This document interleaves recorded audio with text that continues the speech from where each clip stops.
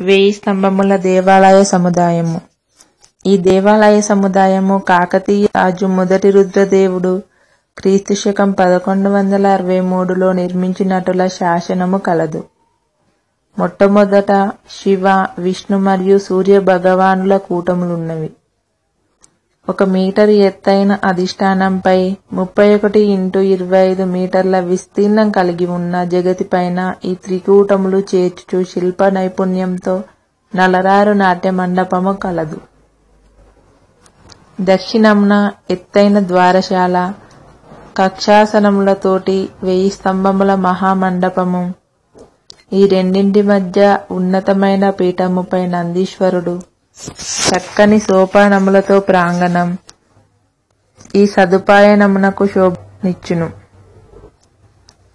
పరివృత్త ప్రాకారము శిథిలమైనది.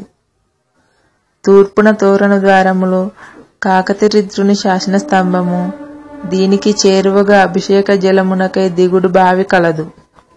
ఇచ్చట కాననగు రమణీయ కుడ్య స్తంభంల సుషితమైన కాకతీయ శిల్పకళకు శోభాయమానములు.